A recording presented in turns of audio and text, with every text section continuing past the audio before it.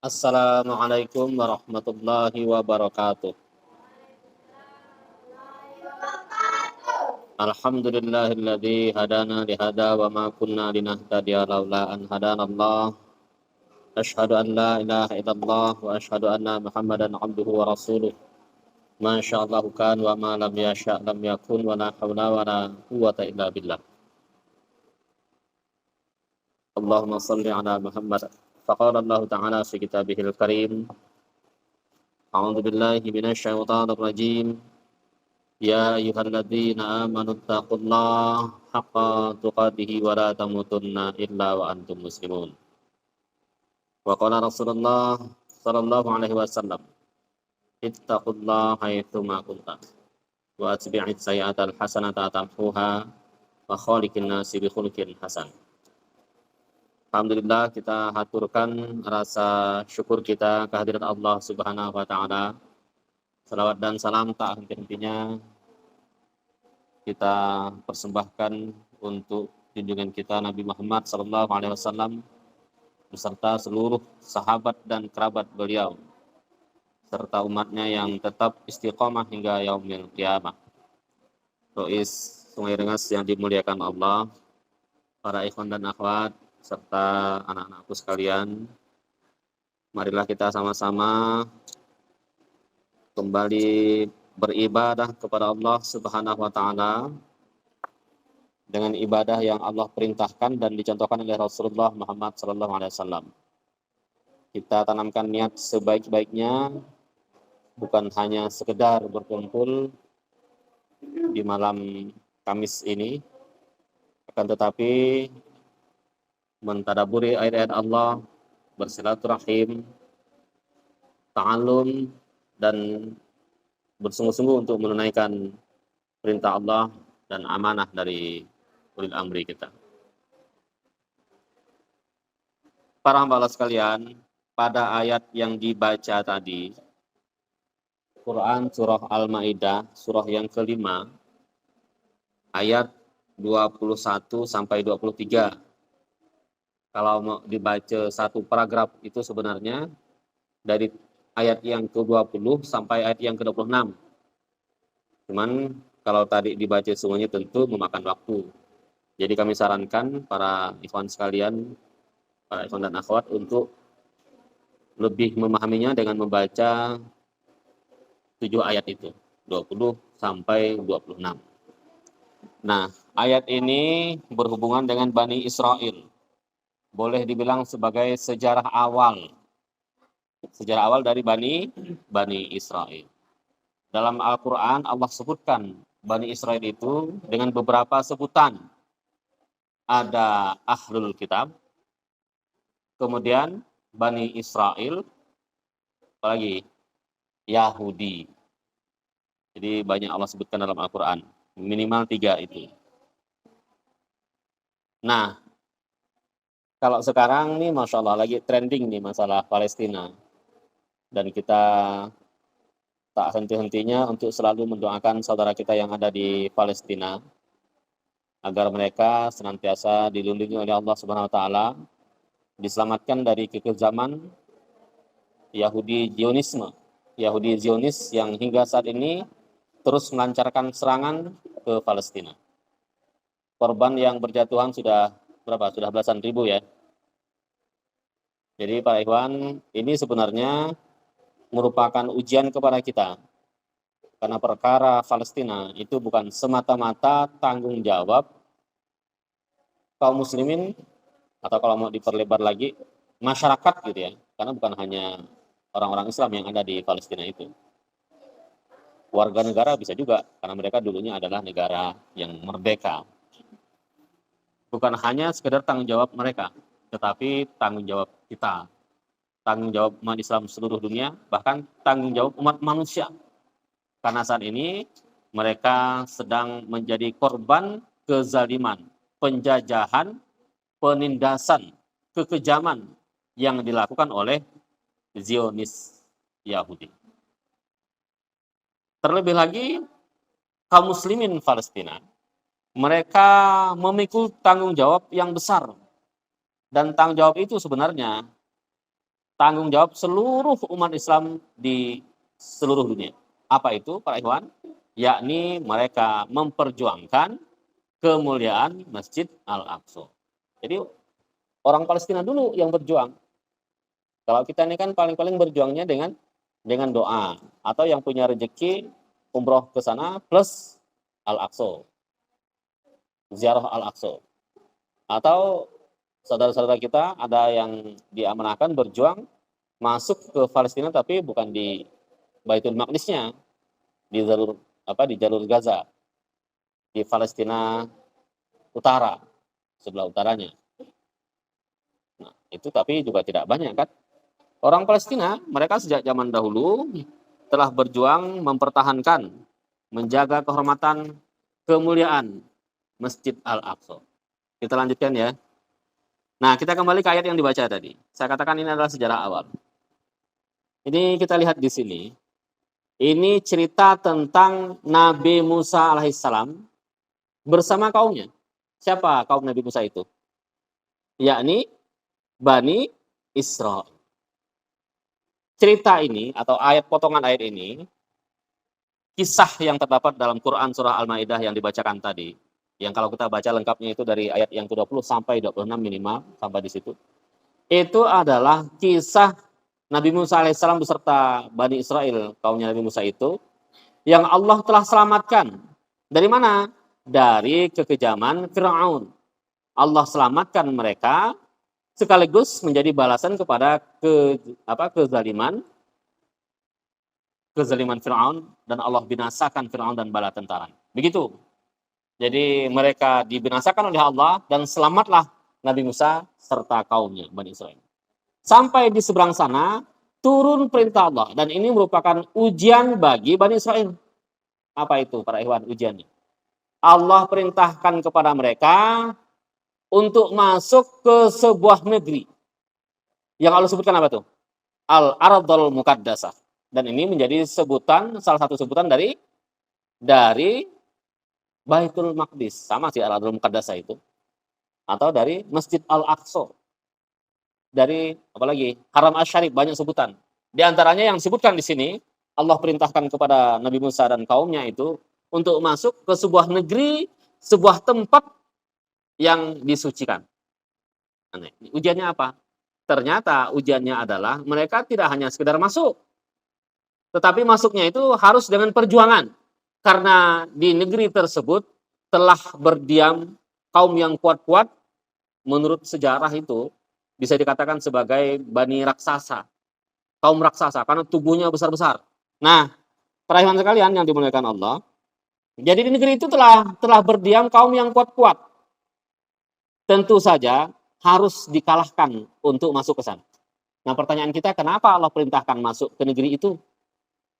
Ada apa sebenarnya di sana? Tadi sudah disampaikan. Karena di situ terdapat suatu tempat yang Allah sucikan, yang sebelumnya telah dibangun oleh nenek moyang dari Bani Israel.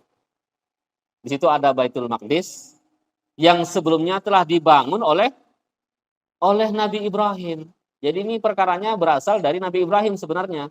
Nabi Ibrahim yang membangun Masjidil Haram di Mekah, yang kemudian di sana ditempatkanlah anak beliau yang bernama Ismail.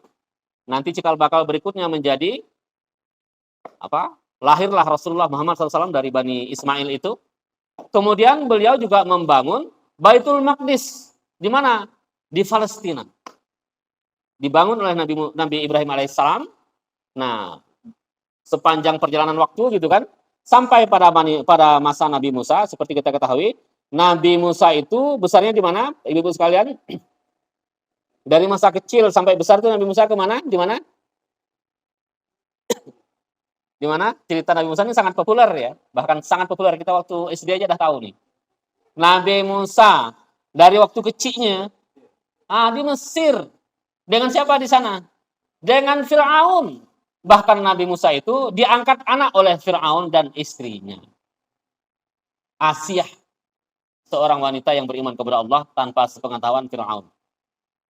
Itu cerita Nabi Musa di Mesir.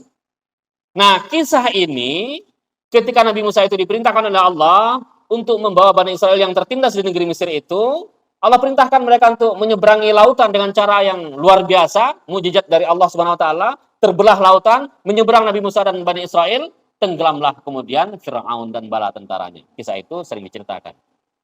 Nah, ini kisahnya. Jadi perkara Nabi Musa di satu tempat yang baru. Tetapi bukan juga baru. Karena di sini ada tempat yang disucikan dari nenek moyang Bani Israel dan nenek moyang Rasulullah Muhammad SAW, yakni Nabi Ibrahim Khalilullah alaihissalam. Masya Allah. Baitul Maqdis. Nah, para ikhwan, mari kita perhatikan di sini. Lantas seperti apa Bani Israel ketika Allah perintahkan kepada mereka ini untuk masuk ke negeri ini? Padahal dalam perintah ini mengandung satu makna. Allah perintahkan satu perkara dan Allah telah jamin kemenangannya. Jadi ini spesial sebenarnya, perintah yang spesial. Itu sebenarnya nikmatnya kalau perintah itu diperintahkan oleh Nabi. Karena kalau Nabi itu, ayatnya itu sudah ada.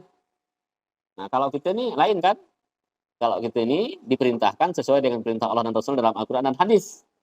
Cuman konteksnya sudah berbeda. Konteks zaman now. Kita laksanakan, sebenarnya jawabannya juga sudah ada. Tapi kita penuh dengan keraguan melaksanakannya. Sehingga kadang-kadang tak jadi. Maksudnya tak jadi nampak di depan mati kita. Bisa jadi jawabannya Allah tunggu, Allah simpan nanti ya sebagai amal kita. Nah seperti itu para hamba Allah sekalian. Jadi diperintahkan kepada Nabi Musa, Bani Israel sebenarnya ini. Nabi Musa tentu sebagai pemimpinnya. Diperintahkan kepada Bani Israel masuk ke negeri itu, menetap di sana, berjuang di sana, dan Allah telah jamin kemenangan bagi mereka. Walaupun yang dipandang oleh mereka, diketahui oleh mereka, ini adalah kaum yang besar-besar. Bisa kita simpulkan sebagai kaum raksasa. Karena tubuhnya jauh lebih besar daripada Nabi Musa dan kaumnya. Kok tahu ya bahwa di situ ada orang yang besar-besar? Karena sebelum masuk ke situ menurut sejarah disebutkan Nabi Musa memerintahkan kepada pemuka kaumnya. Ada 12 suku dari Bani Israel itu. Diperintahkan oleh Nabi Musa. Setiap suku itu mengutus satu orang untuk menyelidiki. Ini ada perintah Allah nih. Sekarang kalian masuk ke sana, selidiki apa yang ada di sana. Ternyata begitu mereka kembali, mereka sampaikan. Tak bisa kita masuk, dia bilang. Kenapa tak bisa masuk? Ternyata di sana telah ada kaum yang besar-besar raksasa, kejam-kejam, bengis-bengis. Kalau kita sekali datang kepada mereka, kita usir mereka, kita pasti tak mampu, pasti kalah kita. Padahal Allah telah jamin. Kalau dilaksanakan, mereka akan diberikan kemenangan oleh Allah Subhanahu wa taala. Ya, para hamba Allah, ini sebenarnya model dari Bani Israel. Inilah sebabnya kenapa kemudian Bani Israel itu Allah pisahkan, Allah cabut gitu ya. Allah cabut sebutan umat terbaik. Umat yang utama. A'udzubillahi minasyaitonirrajim. Tadi dibaca oleh Qori sebenarnya. Ada 2 ayat dalam Al-Qur'an yang seperti ini, minimal 2 ayat yang kami ketahui. Yang pertama Quran surah Al-Baqarah ayat 47, yang kedua masih surah Al-Baqarah ayat yang ke-122. A'udzubillahi minasyaitonirrajim. Ya Bani Israil dzkuru ni'mati allati an'amtu 'alaikum wa anni faddaltukum 'alal 'alamin. Itu Allah sebutkan begitu. Itu Bani Israil jelas. Di dalamnya ada Yahudi yang sekarang mereka bercokol di Palestina. Apa itu? Wahai Bani Israel, kata Allah, ingatlah akan nikmatku kepadamu. Bahwasanya kamu adalah, atau aku jadikan sebagai umat yang dilebihkan atas sekalian alam. Kaum yang dilebihkan atas sekalian alam. Jadi bisa dikatakan sebagai umat yang istimewa. Pada masa dahulu, Bani Israel itu adalah umat yang istimewa. Apa istimewanya? Boleh kita sebutkan satu persatu atau beberapa di antaranya. Apa Ibu kira-kira keistimewaan Bani Israel? Satu, nih mulai kesebutan kaki kita nih. Bani Israel selalu dipimpin oleh para nabi dan rasul. Jadi umat yang paling banyak dibimbing oleh para nabi itu adalah Bani Israel. Apa keistimewaannya kalau kita dibimbing oleh para nabi dan rasul? Istimewanya itu selalu dibimbing wahyu. Bahkan banyak persoalan yang Allah langsung beri jawaban. Banyak sekali. Tiba-tiba kita punya pertanyaan yang kira-kira sangat sulit untuk dijawab. Dan Bani Israel memang suka begitu. Dia itu sering kali minta yang sesuatu yang secara logika itu tidak nyampe. Tetapi Allah kabulkan. Nah terus tuh, Selalu dibina oleh para nabi. Yang kedua, Bani Israel kepada mereka diturunkan kitab-kitab Allah. Ini Masya Allah para ikhwan dan akhwat yang dimuliakan Allah. Kita nih dapat satu kitab Al-Quran luar biasa kita nikmatnya. Bani Israel ada berapa kitabnya? Kitab dari Bani Israel yang Allah turunkan kepada Bani Israel. Ada 3. Kitab Zabur, kitab Taurat, kitab Injil. 3-tiganya ini kepada Bani Israel. Tapi ini juga sebenarnya menjadi sebab pertentangan Bani Israel karena mereka ini orang yang paling ngotot memegang asobiah mereka. Ketika diturunkan kitab Zabur, oke, itu masih itu. Kitab Taurat kepada Nabi Musa, masih. Di saat mereka diturunkan oleh Allah risalah yang dibawa oleh Nabi Isa alaihissalam, maka mereka tolak, mereka lecehkan Nabi Isa alaihissalam. Nah itu. Tapi ini kenikmatan. Mereka diberikan oleh Allah 3 kitab dari Allah Subhanahu wa taala. Yang ketiga, apa kira-kira kenikmatan yang diberikan oleh Allah kepada Bani Israel? Allah tampakkan mukjizat. Jadi kaum yang paling banyak Allah turunkan kepadanya, Allah perlihatkan kepadanya mukjizat itu adalah Bani Israel. Bahkan banyak sekali mukjizat itu yang tidak akan diberikan oleh Allah lagi kepada umat yang lain. Contohnya apa? Contohnya tadi itu. Allah belah lautan kepada Nabi Musa melalui pukulan tongkat Nabi Musa alaihissalam. Tidak ada lagi yang di situ. Spesial untuk Nabi Musa alaihissalam. Terus apa lagi? Ini bahkan bagian dari doa dari seorang nabi ya, dari kalangan Bani Israel juga. Yakni mukjizat Nabi Sulaiman alaihissalam itu nyata mukjizatnya. Nabi Sulaiman memiliki mukjizat. Dia adalah raja yang mampu mengendalikan, memerintahkan segenap hewan dan binatang. Nabi Sulaiman tuh, Masya Allah. Bahkan beliau juga mampu, Allah berikan kuasa kepadanya untuk mengendalikan angin. Kalau ada film Avatar itu baru film nih. Ini benar manusia, pengendali angin. Satu ketika ada seorang hamba Allah, umat dari Nabi Sulaiman alaihissalam, ya tentu dari kalangan Bani Israel, datang kepada Nabi Sulaiman. Dia melihat seorang hamba Allah, sesosok manusia yang menyeramkan. Takut dia minta sama Nabi Sulaiman, wahai Nabi, mohonlah aku nih, saya tak sedap dengan orang yang di sana itu. Dari tadi merhatikan saya terus, orangnya menyeramkan. Tolong jauhkan saya dari orang itu sejauh-jauhnya. Nabi Sulaiman mengabulkan permintaan umatnya nih. Lantas Nabi Sulaiman kemudian memerintahkan angin untuk membawa hamba Allah ini. Dibawalah ke satu tempat yang sangat jauh. Sampai di tempat yang sangat jauh itu, ternyata orang tadi yang menyeramkan itu sudah nunggu di sana. Siapa itu? Kira-kira, ibu-ibu, pernah dengar cerita ini? Walaupun ini cerita yang saya lihat ya. Ini adalah jelmaan malaikat maut. Malaikat maut nih, kenapa dari tadi memperhatikan orang ini? Beliau mendapatkan perintah dari Allah untuk mencabut hamba Allah ini, mencabut nyawa hamba Allah ini. Cuman mencabut nyawanya di satu tempat yang sangat jauh. Jadi malaikat maut itu heran, kenapa hamba Allah ini masih di sini? Padahal kata malaikat maut dalam hatinya, saya itu diperintahkan oleh Allah untuk mencabut nyawa hamba Allah ini, manusia ini, di tempat yang sangat jauh di sana. Karena malaikat memang jelas ketaatan, luar biasa ya, tidak ada yang maksiat, tidak ada yang membangkang dari perintah Allah. Ya udahlah, pergi jalan ke sana. Sampai di sana ternyata benar, Allah kirim manusia tadi itu ke sana. Langsung dicabutnya. Benar, ternyata hamba Allah itu dicabut di jam tersebut, di waktu tersebut, dan di tempat yang telah ditentukan sebagaimana yang Allah perintahkan kepadanya. Jadi ini pengendali angin. Bahkan bukan hanya itu, Nabi Sulaiman mampu mengendalikan tadi binatang sudah, makhluk angin sudah, apalagi jin, dari kalangan jin. Bahkan dari kalangan jin yang pintar, namanya Ifrit. Dalam Al-Quran itu disebutkan. Ifrit ini sebenarnya gelar untuk jin. Kenapa disebut Ifrit? Karena dia sangat pintar. Cerdas. Ya, beda memang pintarnya kita dengan pintarnya jin itu beda. Dikenalikan oleh Nabi Sulaiman alaihissalam. Jadi pada masa Nabi Sulaiman itu jin tidak berkutik. Tidak bisa macam-macam deh. Dia dikuasai sepenuhnya oleh Nabi Sulaiman alaihissalam. Nah ini Nabi Sulaiman memiliki mukjizat yang luar biasa yang ditampakkan oleh Allah kepada Bani Israel. Banyak lagi mukjizat-mukjizat yang lain yang Allah berikan kepada Bani Israel. Sehingga mereka adalah hamba Allah, kaum yang paling banyak ditampakkan kepadanya mukjizat. Mungkin kita kemudian bertanya, dan ini bagian dari penjelasan tafsir gitu ya. Kenapa ya? Kok banyak mukjizat yang Allah perlihatkan kepada Bani Israel? Kenapa Ibu sekalian? Karena memang mereka minta. Dan kadang-kadang permintaannya itu bukan nak minta sejatinya, bukan. Tetapi apa? Sebenarnya untuk menolak perintah Allah. Nah, ini memang kesesatan Bani Israel nih. Orang Yahudi memang gini nih. Dia bertanya itu, dia meminta itu dalam rangka menolak dari perintah Allah atau untuk menyulitkan sebuah perintah yang sampai kepada mereka. Contohnya apa? Contohnya ketika Allah perintahkan kepada mereka untuk menyembelih sapi betina. Nah, ini kan berkaitan dengan mukjizat nih, mukjizat Nabi Musa. Ternyata sapi betina itu diperlukan untuk apa? Untuk diambil dia punya bagian tertentu, bahkan disebutkan lidah gitu ya. Dipukulkan kepada mayit karena di situ ada pembunuhan yang terjadi tanpa diketahui siapa pembunuhnya.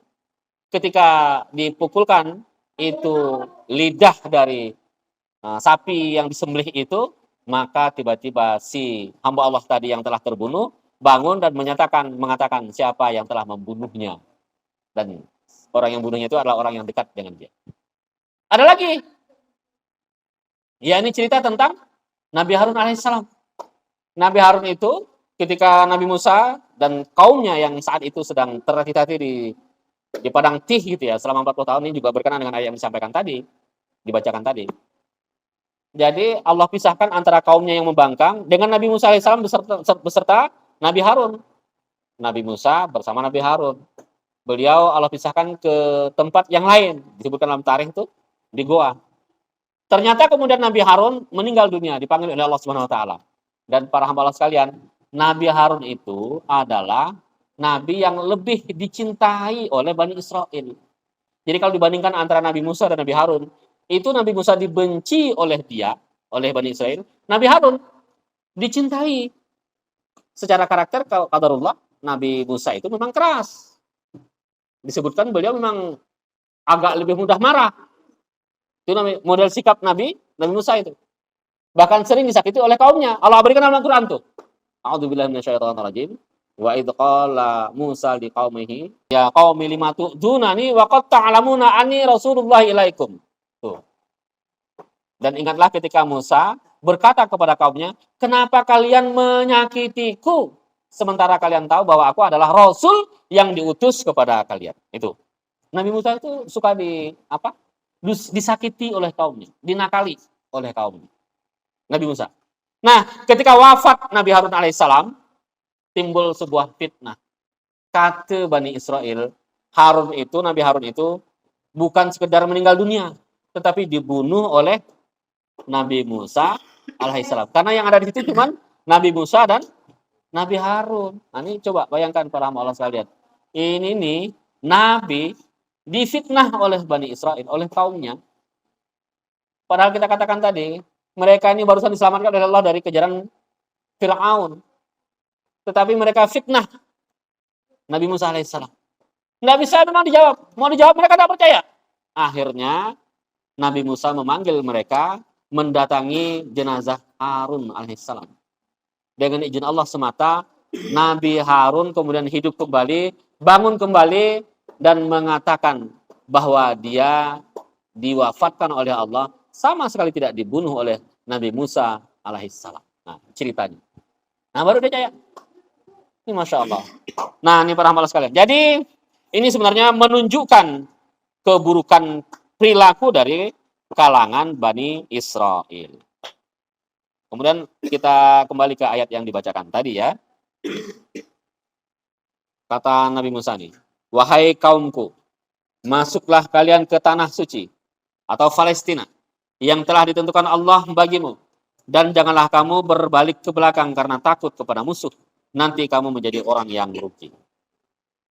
Para hamba Allah sekalian, sejarah mereka masuk ke Palestina adalah sejarah pembangkangan. Dan bukan hanya kali ini. Jadi kalau sekarang itu Bani Israel betul-betul ngeyel, nuntut, betul-betul ngotot gitu ya, untuk masuk dan menguasai Baitul Maqdis, menguasai Masjid Al-Aqsa, situs Haram Asy-Syarif. Sebenarnya mereka tidak tahu diri.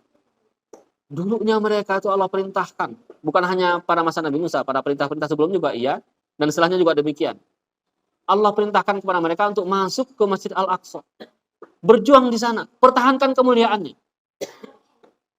Tetapi di masa mereka, Baitul Maqdis dihancurkan oleh musuh-musuh Allah.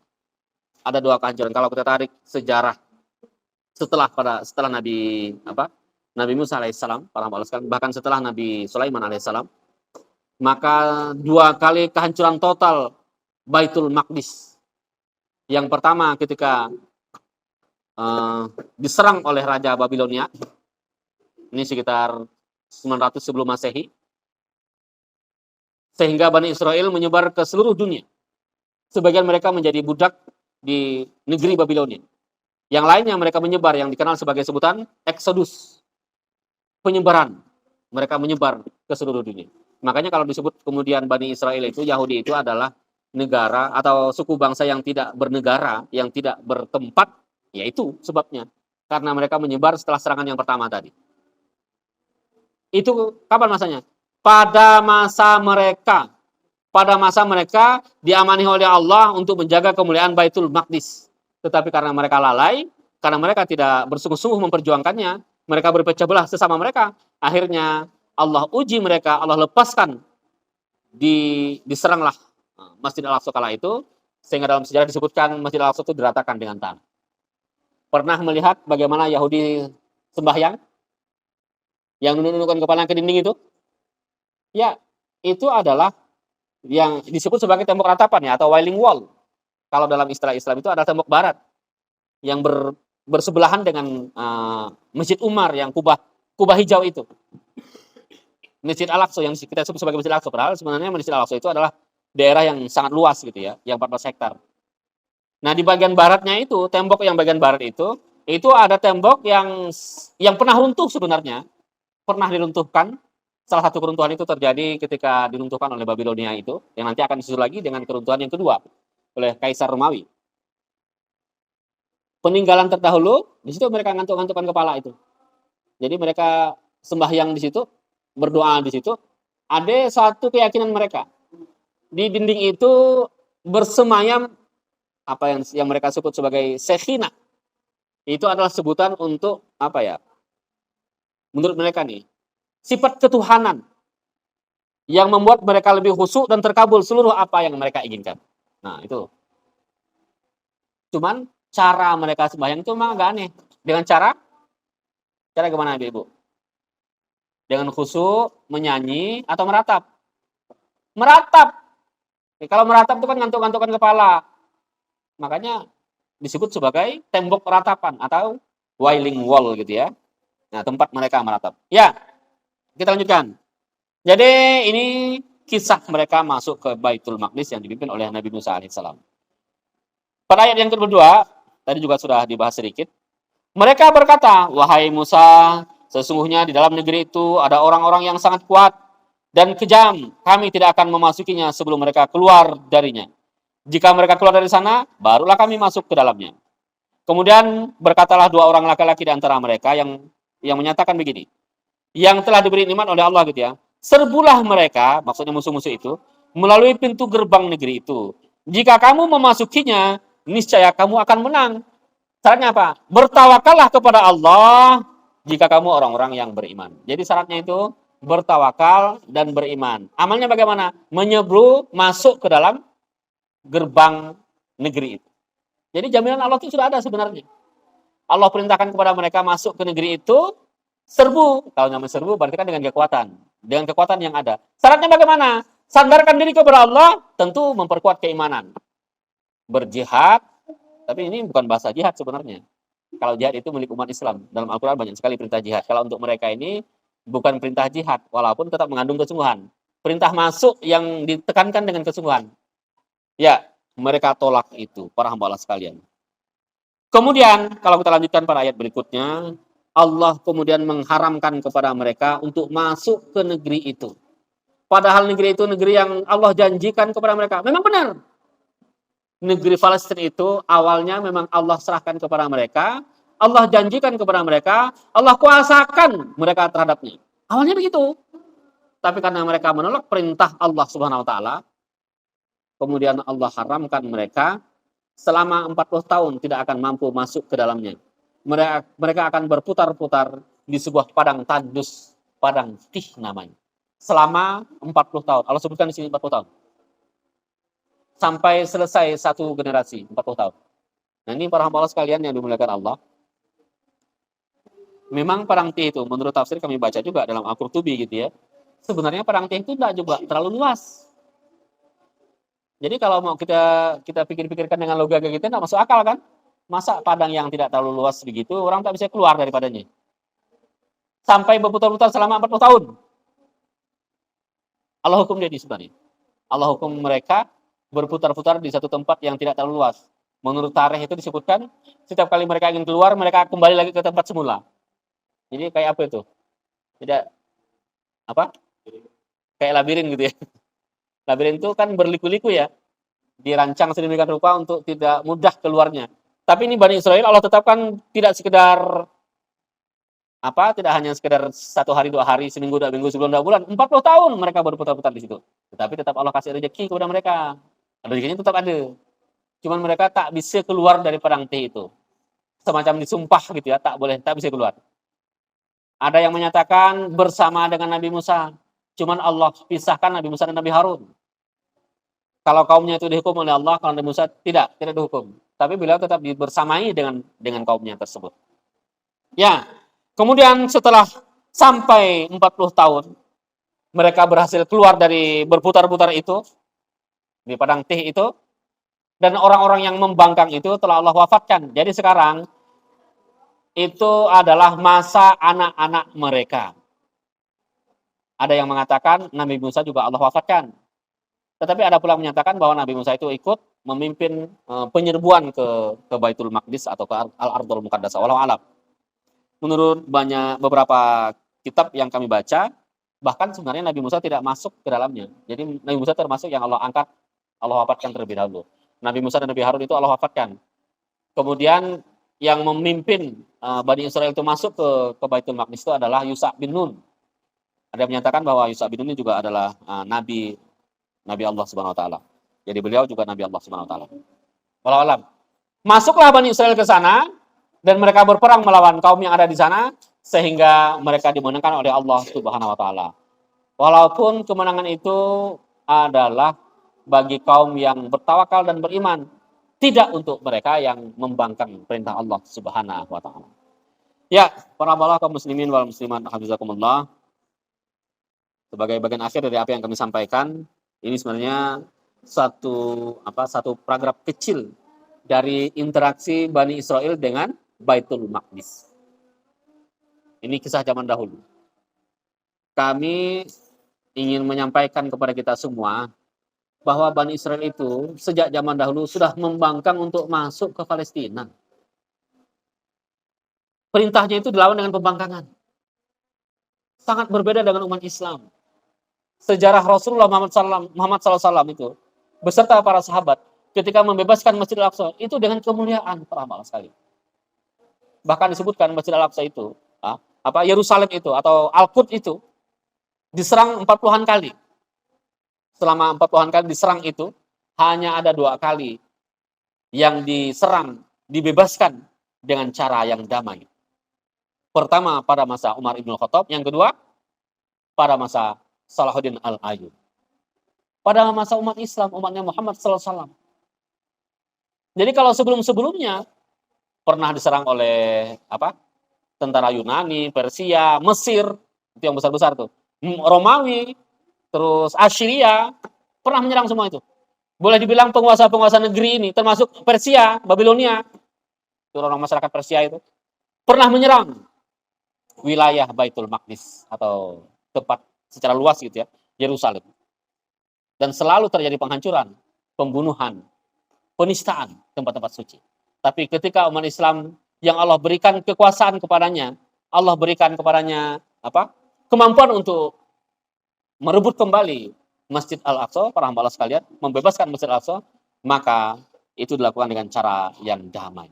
Jadi sangat jauh berbeda antara apa yang dilakukan oleh Bani Israel ketika mereka diperintahkan oleh Allah untuk masuk ke sana dengan apa yang dilakukan oleh kaum muslimin ketika Rasul perintahkan gitu ya. Rasul perintahkan dengan berbagai macam tahapan mulai dari beliau Isra Mi'raj itu ke sana, Isra ke sana sampai kemudian nanti dibebaskan pada masa Khalifah Umar dan berikutnya pada masa Sultan Salahuddin Al-Ayyubi. Para hamba sekalian yang dimuliakan Allah Subhanahu wa taala, oleh karena itu kita jangan sampai ragu tentang kepemilikan Baitul Maqdis, Masjid Al-Aqsa terhadap umat Islam. Jangan merasa ragu sedikit pun. Dan kita harus yakin benar bahwa Baitul Maqdis akan dibebaskan oleh Allah ketika masanya tiba. Yang perlu kita lakukan sekarang adalah kita pastikan diri kita untuk ambil bagian dalam perjuangan pembebasan Masjid Al-Aqsa. Jangan sampai abai, jangan sampai lalai. Apapun bentuknya, sekemampuan kita. Memang sekarang jihadnya itu sekemampuan kita. Kalau perintahnya itu hanya sekedar teriak, teriaklah. Kalau hanya ajakannya itu sebatas mengumpulkan uang, kumpulkan uang kita yang seberapa adanya. Kalau hanya sebatas aksi damai di jalan-jalan, lakukanlah itu. Bahkan kita beberapa kali melakukan aksi damai itu dengan berjalan kaki. Paling tidak kita nyatakan diri kita bagian dari apa? Bagian dari pembebasan Masjid Al-Aqsa dan kemerdekaan bagi saudara kita Palestina yang ada di sana. Jangan sampai kita lewatkan dan kita lalaikan para hamba Allah sekalian. Kita khawatir sekali Allah tampakkan kejahatan Yahudi di depan mata kita, tapi kita menutup mata sehingga kita hanya sekedar untuk berdoa pun tak mau. Makanya diseringkan itu baca doa. Kalau hafal doanya, doa Ahzab, Allahumma munzilal kitab wa mujriyas sahab wa hazibil ahzab ihzimhum wansurna alaihim. Allahumma munazzilal kitab sari'al hisab wa hazimil ahzab Allahumma azimhum wa zalzilhum. Atau doa Qur'an nazilah yang biasa dibaca itu, Allahumma anjil muslimina wal muslimat wal mu'minina wal mu'minat fi biladi Falastin khassah wa fi sairi buldanil muslimina amma. Allahumma syudud wat ataka 'alal kufar Yahudi wa syurakaihim wa syatit syamlahum wa fariq jamahum wa zalzil aqdamahum. Allahumma zimmuhum wa zalzilhum. Kalaupun tak hafal para hamba Allah sekalian, pakai bahasa kita. Yang penting dengan kesungguhan dan kehusyuan. Mohon kepada Allah agar Allah memberikan kekuatan kepada saudara kita yang ada di Palestina untuk berjuang dan bertahan, dan agar Allah menghancurkan kejahatan-kejahatan Yahudi Zionis. Seperti itu. Pakai bahasa Melayu pun tak apa-apa. Yang penting kita sampaikan, kita haturkan doa terbaik kita untuk pembebasan Masjid Al-Aqsa dan kemerdekaan Palestina. Demikianlah yang disampaikan. Alhamdulillah. Wassalamualaikum warahmatullahi wabarakatuh.